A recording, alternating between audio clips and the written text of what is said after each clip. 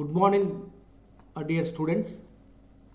ఈరోజు మనం ఈ వీడియోలో డిగ్రీ మొదటి సంవత్సరం మొదటి సెమిస్టర్ విద్యార్థులకి సంబంధించినటువంటి తెలుగు సిలబస్ని చూద్దాం. డిగ్రీ మొదటి సంవత్సరం మొదటి semester, first year first semester, second language Telugu. వీళ్ళకి మొత్తం సిలబస్లో 4 యూనిట్లు ఉంటాయి. మీ సిలబస్లో మొత్తము యూనిట్ 1 to 4 మొత్తము 4 యూనిట్లు ఉంటాయి. యూనిట్ 1, 2, 3, 4. యూనిట్ 1 ప్రాచీన కవిత్వం. అందులో మొత్తం ఈ ప్రాచీన కవిత్వం అనేటువంటి యూనిట్లో మొత్తము 3 పాఠాలు ఉన్నాయి.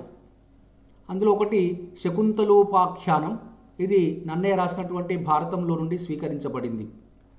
రెండవది గొడగూచి కథ, పాల్కురికి సోమనాథుడు రాసినటువంటిది. మూడవది సంవరణుడి తపస్సు, అద్దంకి గంగాధరుడు రాసినటువంటిది. రెండవ యూనిట్ ఆధునిక కవిత్వం, అందులో కూడా 3 పాఠాలు ఉన్నాయి. మొదటిది కాసులు, గురజాడ అప్పారావు గారు రాసినటువంటిది. రెండవది గంగిరెద్దు, డాక్టర్ పల్లా దుర్గయ్య రాసినటువంటిది.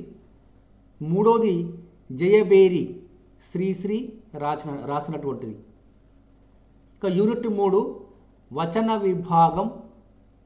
ఇందులో రుద్రమాదేవి నవల, కాకతీయ సామ్రాజ్యాన్ని పరిపాలించినటువంటి రుద్రమాదేవి, ఆమె చరిత్రకు సంబంధించినటువంటి నవల, అది ఉద్దిరాజులు సోదరులు రాసినటువంటిది సిలబస్లో ఉంది. యూనిట్ 4 తెలుగు భాషా స్వరూపం, మౌలిక అంశాలు.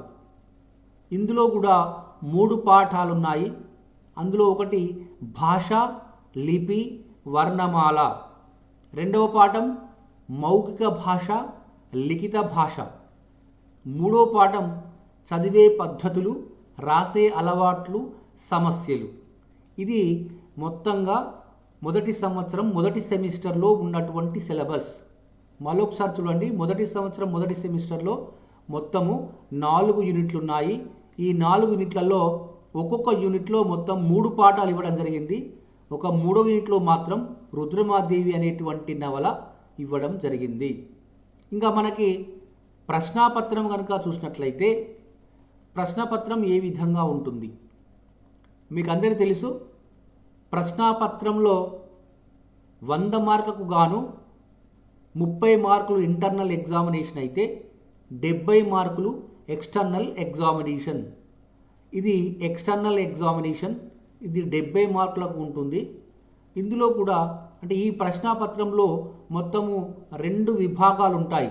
అంటే ప్రశ్నపత్రం 2 విభాగాలుగా విభజించబడి ఉంటుంది. మొదటి విభాగం విభాగం ఏ, రెండవ విభాగం విభాగము బి. విభాగము ఏలో సంగ్రహ సమాధానాలు, షార్ట్ ఆన్సర్ క్వశ్చన్స్ ఇవ్వడం జరుగుతుంది. విభాగము బిలో లాంగ్ ఆన్సర్ క్వశ్చన్స్, వ్యాసరూప సమాధాన ప్రశ్నలు ఇవ్వడం జరుగుతుంది. ఈ విభాగము ఏలో మొత్తము 8 ప్రశ్నలు ఇవ్వబడతాయి. మీ సిలబస్లో 4 యూనిట్లు ఉన్నాయి. ప్రతి యూనిట్ నుంచి 2 ప్రశ్నల చొప్పున 8 ప్రశ్నలు ఇవ్వబడతాయి. మొదటి 2 ప్రశ్నలు యూనిట్ 1, తర్వాత 2 యూనిట్ 2, తర్వాత 2 యూనిట్ 3, తర్వాత 2 యూనిట్ 4. ఈ విధంగా 4 యూనిట్ల నుండి మొత్తం 8 ప్రశ్నలు ఇవ్వబడతాయి. ఈ 8 ప్రశ్నల్లో ఏవైనా 5 ప్రశ్నలకు మీరు సమాధానాలు రాయాలి. వీటికి గాను 30 మార్కులు. ఇక్కడ మీకు ఇంటర్నల్ చాయిస్ ఉంది. అంటే ఈ 8 ప్రశ్నల్లో ఏ 5 ప్రశ్నలకైనా సమాధానాలు రాసేటువంటి అవకాశం ఉంది. 5 ప్రశ్నలు రాస్తే 30 మార్కులు. ఇంకా విభాగము బి, ఇందులో వ్యాసరూప సమాధాన ప్రశ్నలు ఇవ్వబడతాయి. ఇందులో కూడా 4 యూనిట్ల నుంచి 4 ప్రశ్నలు ఇవ్వబడతాయి. ఈ 4 ప్రశ్నలు ఎలా ఇవ్వబడతాయి అంటే అది ఇంటర్నల్ చాయిస్తో ఇవ్వబడతాయి. అంటే ప్రతి యూనిట్ నుంచి క్వశ్చన్ ఏ, క్వశ్చన్ బి 2 ప్రశ్నలు, ఏ బి అని 2 ప్రశ్నలు ఇవ్వబడతాయి. ఏదైనా ఒక ప్రశ్నకు సమాధానం రాయాలి. అంటే మీరు ఇక్కడ పైన ఉన్నట్టుగా ఇంటర్నల్గా రాసే అవకాశం లేదు. అంటే ఒకే యూనిట్ నుంచి 2 ప్రశ్నలు రాస్తే మార్కులు రావు. మొత్తం ఇక్కడ 4 ప్రశ్నలకు సమాధానాలు రాయాలి. కానీ ఆ 4 ఎట్లా రాయాలి? ప్రతి యూనిట్ నుంచి ఒక్కొక్కటి తీసుకొని రాయాలి. ఒకే యూనిట్ నుంచి 2 ప్రశ్నలు రాస్తే సమాధానాలు రావు. ఇక్కడ ఉన్నటువంటి ఇంటర్నల్ ఛాయిస్ని చాలా జాగ్రత్తగా గమనించండి.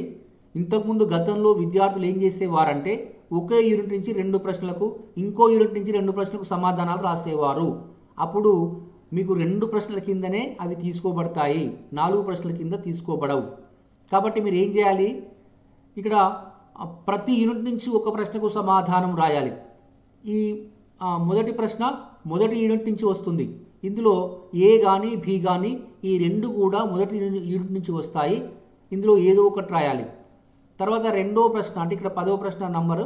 ఈ రెండో ప్రశ్న రెండో యూనిట్ నుంచి వస్తుంది. రెండో యూనిట్ నుంచి 2 ప్రశ్నలు ఇవ్వబడతాయి. అందులో ఏదో ఒకదానికి సమాధానం రాయాలి. మూడవది మూడో యూనిట్ నుంచి 2 ప్రశ్నలు ఇవ్వబడతాయి. ఏదో ఒకదానికి సమాధానం రాయాలి. నాలుగోది 4వ యూనిట్ నుంచి 2 ప్రశ్నలు ఇవ్వబడతాయి. ఏదో ఒకదానికి సమాధానం రాయాలి. ఇక్కడ చాలా జాగ్రత్తగా గమనించండి. ప్రతి యూనిట్ నుంచి 2 ప్రశ్నలు ఇవ్వబడతాయి. ఏ బి అని 2 ప్రశ్నలు ఇవ్వబడతాయి. మీరు ఏదో ఒక ప్రశ్నకు సమాధానం రాయాలి. అంటే ప్రతి యూనిట్ నుంచి ఒక ప్రశ్న చొప్పున 4 యూనిట్ల నుంచి 4 ప్రశ్నలకు సమాధానాలు రాయాలి. అప్పుడు అవి 40 మార్కులు ఇవ్వబడతాయి. ఇంకా పాత ప్రశ్నపత్రం చూద్దాం. ఇది లాస్ట్ ఇయర్ వచ్చినటువంటి ప్రశ్నపత్రం. ఇందులో పార్ట్ ఏ చూడండి. పార్ట్ ఏలో మొత్తం 8 ప్రశ్నలు ఇచ్చారు. ఇందులో ఒకటి నన్నయ్య కవి పరిచయం రాయండి. కరకంఠ ఇంతయు మరవకము ఈ వాక్యానికి సందర్భ సహిత వ్యాఖ్య రాయండి. ప్రేమ పెన్నిధి అనే కాసులు కవితా ఖండిక ద్వారా సమర్థించండి.